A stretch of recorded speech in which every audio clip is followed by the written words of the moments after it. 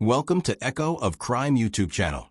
On the cold afternoon of February 9, 2004, 21-year-old nursing student Maura Murray walked out of the University of Massachusetts Amherst campus with a quiet urgency that no one around her could fully understand. Classes had just begun for the spring semester, and nothing about Maura's life suggested she was planning to vanish. Yet earlier that day, she sent her professors an email stating she would be gone for a week due to a death in the family. There was no such death, no family emergency, no explanation. Maura packed a few belongings, grabbed study materials, withdrew money from an ATM, purchased some alcohol, and got into her black Saturn sedan. She drove off alone, heading north. The route she chose, a long drive into rural New Hampshire, was unusual. Maura hadn't told her friends where she was going, and her family only learned the details after she disappeared. Along her journey, she made no calls that revealed her plan, and no one knows why she traveled toward one of the most isolated stretches of road in New England. The drive itself was uneventful until the final moments, when Maura's Saturn was seen traveling along Route 112, a narrow, winding road surrounded by deep forest and snowbanks taller than a person. Around 7 p.m., residents near the area heard a loud thump. A passerby reported seeing Maura's car off the road, its front end damaged, airbags deployed, and the car pointed in the opposite direction of traffic. When a nearby homeowner approached to help, Maura appeared shaken but calm. She insisted she was fine and claimed she had already called AAA, even though cell service did not exist in that area. The resident offered again, but Maura declined. He left to call police. Just minutes later, police arrived at the scene. The airbags were warm. The engine was still idling. The interior lights glowed through the windows. But Maura was gone. No footprints in the snow leading into the woods. No tracks indicating she had run down the road. No one saw her walk away. Her packed belongings remained inside the car, untouched. The empty crash site marked the beginning of one of America's most confusing disappearances, a mystery that has baffled investigators, experts, and the entire true crime community for nearly 2 decades. Police reached Maura Murray's crashed Saturn at approximately 7:46 p.m., less than 10 minutes after the resident made the call. In those short, crucial minutes, Maura had completely disappeared. The surrounding landscape was quiet, covered in deep winter snow, with no buildings nearby except a few scattered homes. Officers expected to find a young woman walking along the road, shaken but alive. Instead, they found an empty roadway, the quiet hum of an idling engine, and the eerie stillness of a scene that felt abandoned mid-moment. It was the first sign that this was not a typical roadside accident. Inside the car, police found Maura's belongings neatly arranged. Her textbooks, printed MapQuest directions, a box of wine, personal items, and the rag stuffed into the tailpipe, a detail that raised questions but offered no clear explanation. There were no signs of foul play, no blood, no broken glass outside the vehicle, and no obvious reason she would have run from the scene. Officers walked the perimeter with flashlights, expecting to see tracks in the snow, but there were none. The ground, still soft from the crash, showed no footprints leading into the woods or down the road. It was as if Maura had simply vanished into thin air. Within an hour, neighbors and officers began searching the immediate area. The temperature was dropping rapidly, and anyone on foot without winter clothing would have struggled to survive long. A nearby bus driver, who had offered help moments earlier, told police that Maura appeared calm and uninjured, standing alone next to her car when he last saw her. He saw no one else in the vicinity. This only deepened the confusion.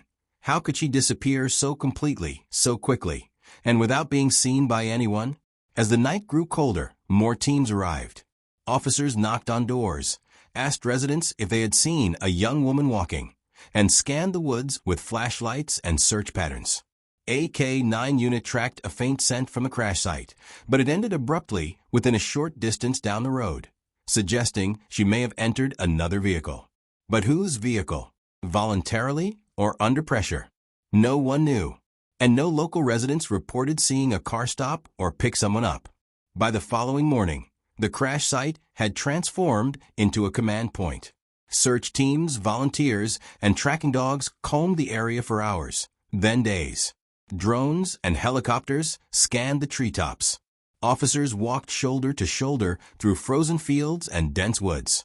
Despite the massive effort, no physical trace of Maura, no clothing, no dropped items, no footprints, no confirmed sightings was ever found. Time was working against investigators, and the lack of evidence turned a standard missing person search into something far more baffling. The more investigators learned, the more questions emerged. Why did Maura leave school so abruptly? Where was she heading? Why choose a remote highway in New Hampshire? Why turn down help from the nearby resident? And how did she disappear so completely in under 10 minutes? Each clue brought more confusion than clarity, and with every hour that passed, the possibility of finding Maura faded further into uncertainty.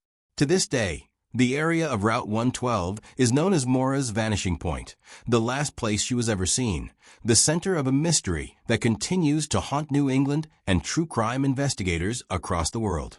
In the days that followed Maura Murray's disappearance, the search around Route 112 became one of the most extensive missing person efforts in New Hampshire history. Hundreds of volunteers joined police, K-9 teams, firefighters, and even specialized search and rescue groups. The woods were scanned repeatedly. Creeks were checked. Abandoned buildings were searched. Helicopters flew overhead with thermal imaging. Despite all this, not a single piece of physical evidence connected to Maura was recovered. No footprints, no clothing, no dropped items, nothing. The absence of evidence became the most confounding part of the entire case. Investigators turned to Maura's digital and personal history to look for any clue of her intentions. In the days before her disappearance, Maura had researched rental cabins in the White Mountains and printed driving directions to various rural areas. She also searched for information about alcohol and car accidents, though it was unclear whether this related to a previous crash she had been involved in days earlier or something else entirely. There were emotional stresses in her life, academic pressure, family concerns, and a recent disciplinary issue at school, but none of these offered a clear motive for a long-term disappearance. The case grew more complicated as family members, friends, and law enforcement all provided different interpretations of Maura's mental state. As investigators pieced together what little they had, three main theories emerged. The first theory suggested that Maura left intentionally, seeking a break or escape, and may have succumbed to the harsh winter conditions. However, the lack of physical evidence along the search routes made this scenario difficult to confirm. The second theory proposed that Maura was picked up by a passerby or someone who lived nearby, voluntarily or unwillingly, in the brief window before police arrived. This theory gained traction because of the K-9 scent trail that seemed to end abruptly down the road. The third theory suggested that Maura may have planned to start a new life elsewhere, though this idea lacked strong support since she left behind important belongings and never accessed her bank accounts again. Over the years, new leads surfaced, but none led to answers. Police excavated properties, followed up on anonymous tips, examined suspicious items found in the woods, and conducted interviews with countless individuals. Every promising clue eventually hit a dead end.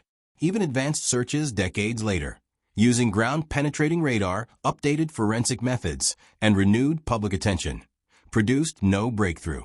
The case remained suspended in uncertainty, a puzzle with missing pieces that may never be recovered. For Maura's family, the silence has been the hardest part. They continue to push for answers, hoping someone, somewhere, knows more than they've said. The road where Maura vanished remains eerily unchanged. The same narrow bend, the same stillness in the surrounding forest, the same haunting question of how someone could disappear in such a short window of time with no trace. True crime investigators, journalists, and online communities have spent years analyzing every detail, yet the most important questions remain unanswered. Today, the disappearance of Maura Murray stands as one of America's most baffling unsolved mysteries. A young woman vanished within minutes, leaving behind a running car, a quiet winter road, and a trail that leads nowhere.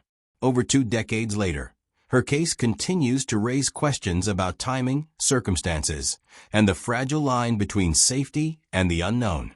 Maura's story remains open, unresolved, and deeply human, a reminder of how quickly a life can slip into mystery and how long the search for truth can endure.